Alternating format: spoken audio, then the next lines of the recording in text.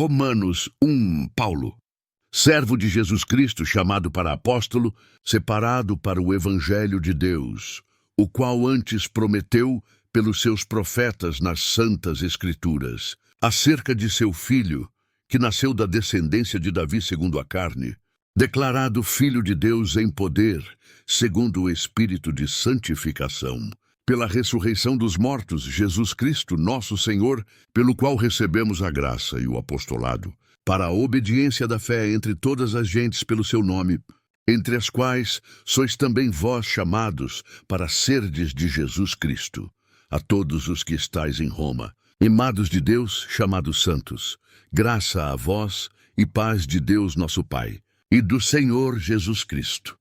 Primeiramente dou graças ao meu Deus por Jesus Cristo, acerca de vós todos, porque em todo o mundo é anunciada a vossa fé, porque Deus, a quem sirvo em meu espírito, no Evangelho de seu Filho, me é testemunha de como incessantemente faço menção de vós, pedindo sempre em minhas orações que, em algum tempo, pela vontade de Deus, se me ofereça boa ocasião de ir ter convosco. Porque desejo ver-vos, para vos comunicar algum dom espiritual, a fim de que sejais confortados. Isto é, para que juntamente convosco eu seja consolado pela fé mútua, assim vossa como minha. Não quero, porém, irmãos, que ignoreis que muitas vezes propus ir ter convosco, mas até agora tenho sido impedido, para também ter entre vós algum fruto, como também entre os demais gentios. Eu sou devedor, tanto a gregos como a bárbaros, tanto a sábios como a ignorantes. E assim, quanto está em mim, estou pronto para também vos anunciar o Evangelho a vós que estáis em Roma.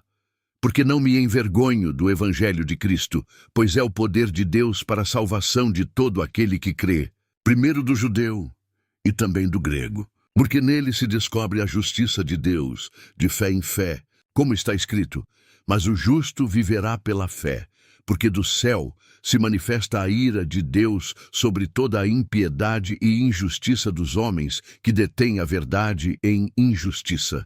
Porquanto o que de Deus se pode conhecer neles se manifesta, porque Deus lhe manifestou. Porque as suas coisas invisíveis, desde a criação do mundo, tanto o seu eterno poder como a sua divindade, se entendem e claramente se veem pelas coisas que estão criadas, para que eles fiquem inexcusáveis. Porquanto, tendo conhecido a Deus, não o glorificaram como Deus, nem lhe deram graças, antes em seus discursos se desvaneceram, e o seu coração insensato se obscureceu.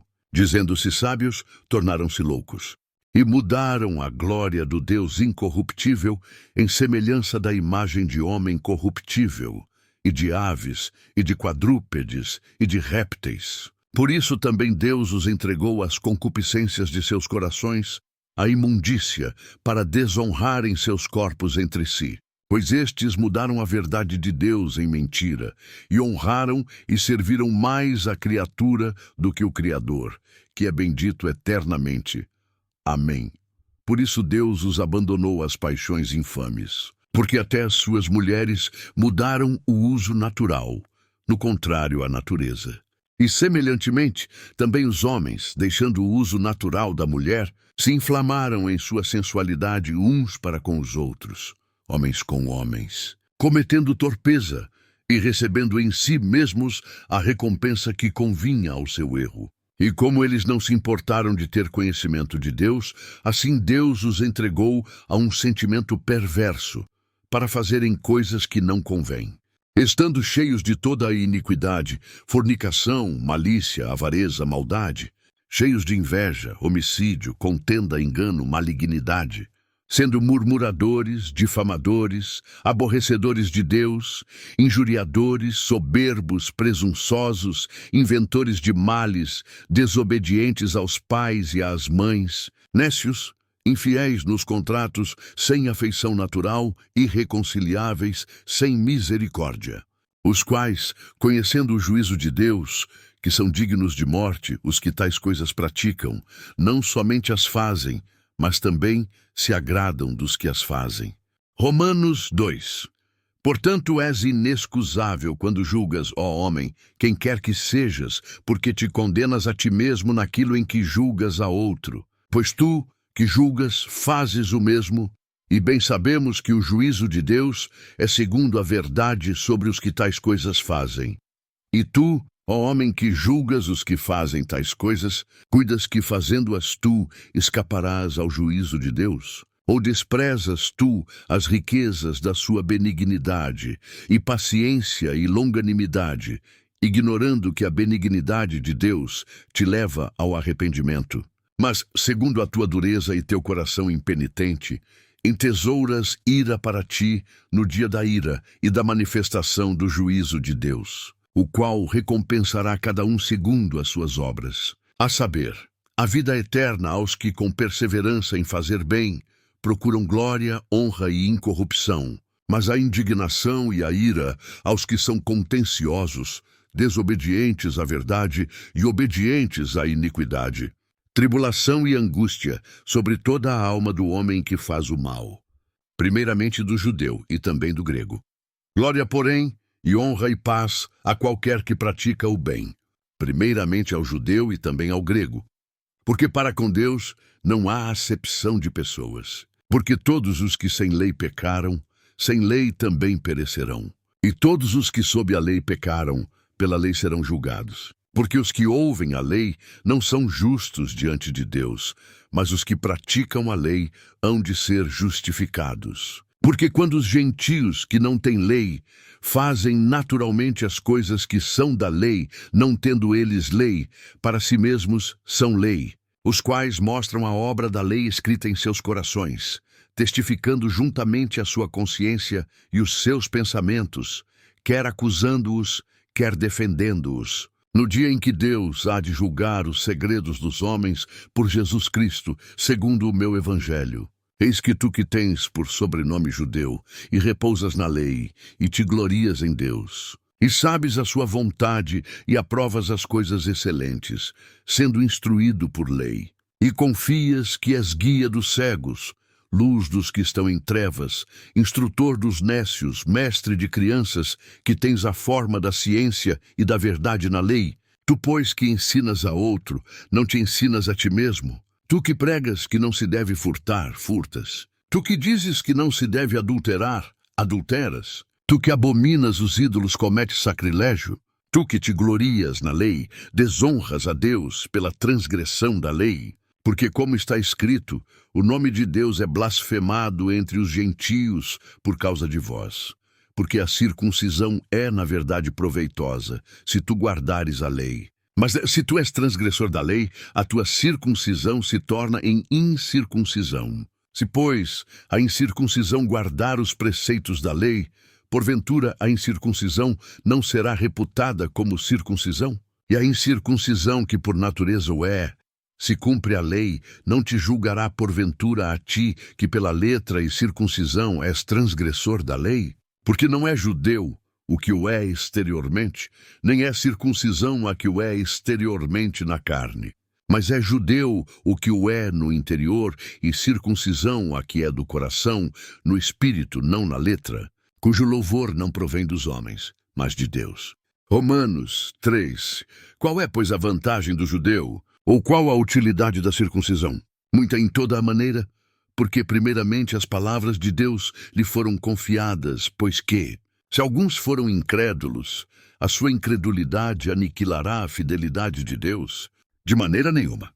Sempre seja Deus verdadeiro e todo o homem mentiroso, como está escrito, para que sejas justificado em tuas palavras e venças quando fores julgado. E, se a nossa injustiça for causa da justiça de Deus, que diremos? Porventura será Deus injusto, trazendo ira sobre nós? Falo como homem. De maneira nenhuma. De outro modo, como julgará Deus o mundo? Mas, se pela minha mentira abundou mais a verdade de Deus para a glória sua, por que sou eu ainda julgado também como pecador? E por que não dizemos, como somos blasfemados, e como alguns dizem que dizemos, façamos males para que venham bens? A condenação desses é justa, pois que, somos nós mais excelentes? De maneira nenhuma, Pois já dantes demonstramos que tanto judeus como gregos, todos estão debaixo do pecado. Como está escrito, não há um justo nenhum sequer. Não há ninguém que entenda. Não há ninguém que busque a Deus. Todos se extraviaram e juntamente se fizeram inúteis. Não há quem faça o bem. Não há nenhum só. A sua garganta é um sepulcro aberto. Com as suas línguas tratam enganosamente.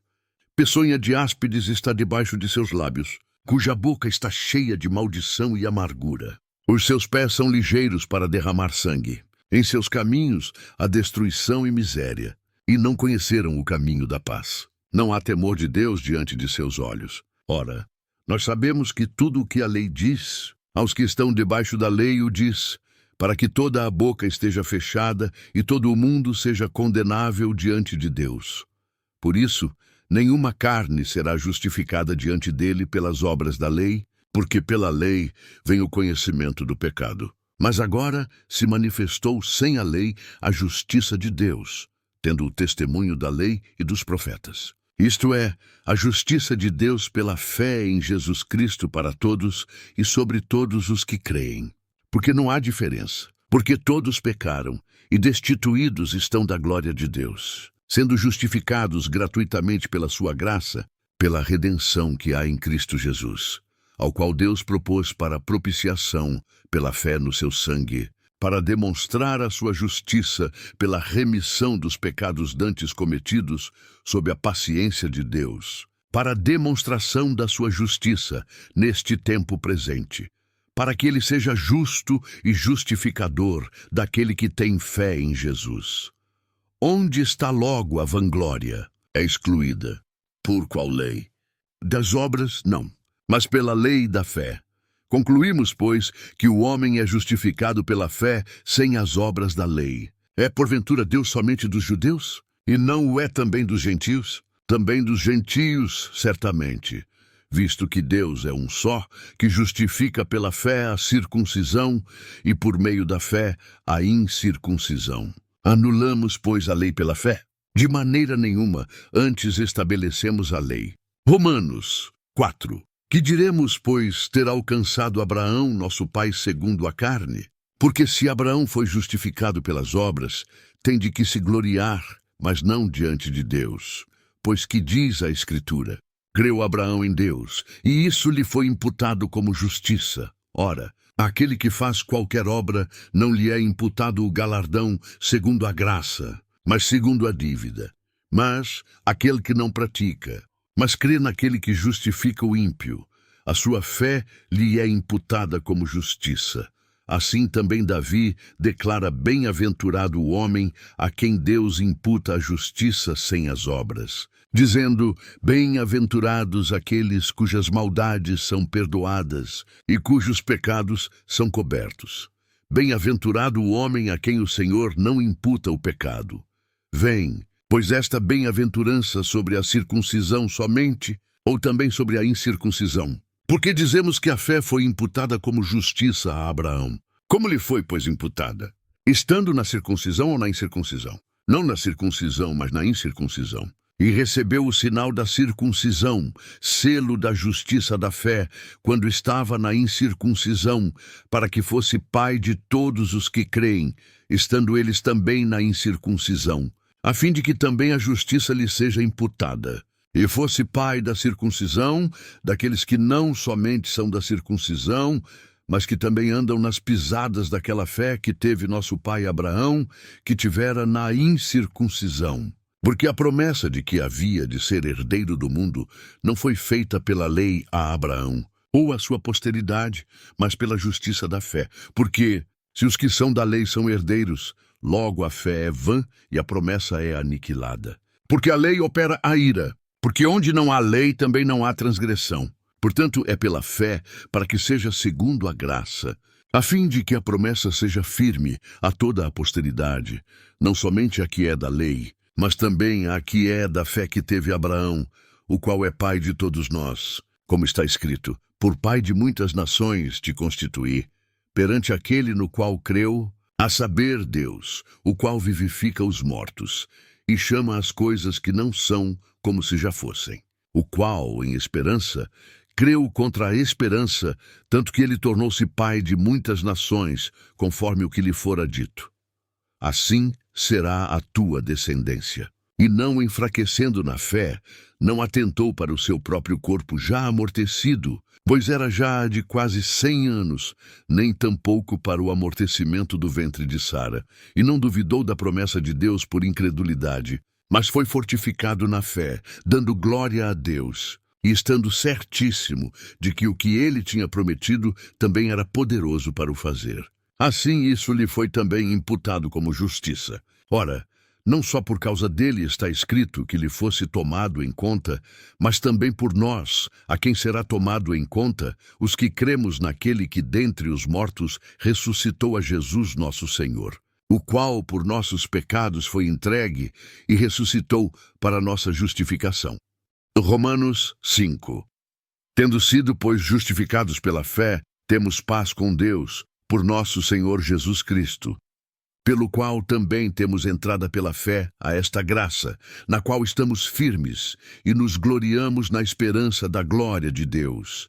E não somente isto, mas também nos gloriamos nas tribulações, sabendo que a tribulação produz a paciência, e a paciência a experiência, e a experiência a esperança.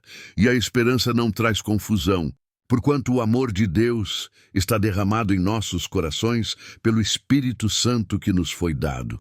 Porque Cristo, estando nós ainda fracos, morreu a seu tempo pelos ímpios, porque apenas alguém morrerá por um justo. Pois poderá ser que pelo bom alguém ouse morrer, mas Deus prova o seu amor para conosco, em que Cristo morreu por nós, sendo nós ainda pecadores.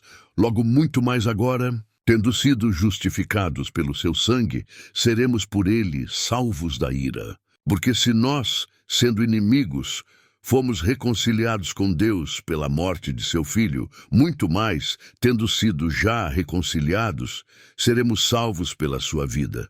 E não somente isto, mas também nos gloriamos em Deus por nosso Senhor Jesus Cristo, pelo qual agora alcançamos a reconciliação. Portanto, como por um homem entrou o pecado no mundo, e pelo pecado a morte, assim também a morte passou a todos os homens, por isso que todos pecaram.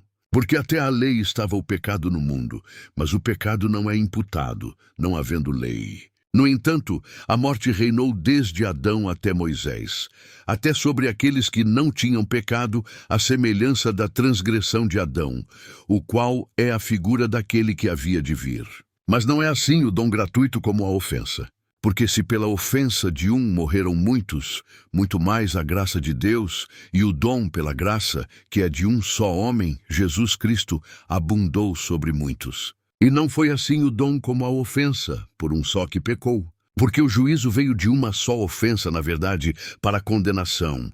Mas o dom gratuito veio de muitas ofensas para a justificação. Porque se pela ofensa de um só a morte reinou por esse, muito mais os que recebem a abundância da graça e do dom da justiça reinarão em vida por um só, Jesus Cristo. Pois assim como por uma só ofensa veio o juízo sobre todos os homens para condenação, assim também por um só ato de justiça veio a graça sobre todos os homens para a justificação de vida. Porque como pela desobediência de um só homem muitos foram feitos pecadores, assim pela obediência de muitos serão feitos justos. Veio, porém, a lei para que a ofensa abundasse. Mas onde o pecado abundou, superabundou a graça, para que, assim como o pecado reinou na morte, também a graça reinasse pela justiça para a vida eterna, por Jesus Cristo nosso Senhor. Romanos 6. Que diremos, pois? Permaneceremos no pecado para que a graça abunde? De modo nenhum. Nós, que estamos mortos para o pecado, como viveremos ainda nele? Ou não sabeis que todos quantos fomos batizados em Jesus Cristo, fomos batizados na sua morte? De sorte que fomos sepultados com ele pelo batismo na morte, para que, como Cristo foi ressuscitado dentre os mortos, pela glória do Pai, assim andemos nós também em novidade de vida. Porque se fomos plantados juntamente com ele na semelhança da sua morte, também o seremos na da sua ressurreição. Sabendo isto, que o nosso homem velho foi com ele crucificado, para que o corpo do pecado seja desfeito, para que não sirvamos mais ao pecado. Porque aquele que está morto está justificado do pecado. Ora, se já morremos com Cristo, cremos que também com ele viveremos. Sabendo que, tendo sido Cristo ressuscitado dentre os mortos, já não morre. A morte não mais tem domínio sobre ele. Pois quanto a ter morrido, de uma vez morreu para o pecado, mas quanto a viver, vive para Deus. Assim também vós considerai-vos certamente mortos para o pecado, mas vivos para Deus em Cristo Jesus, nosso Senhor. Não reine, portanto, o pecado em vosso corpo mortal, para lhe obedecerdes em suas concupiscências. Nem tampouco apresenteis os vossos membros ao pecado por instrumentos de iniquidade, mas apresentai-vos a Deus como vivos dentre mortos, e os vossos membros a Deus como instrumentos de justiça.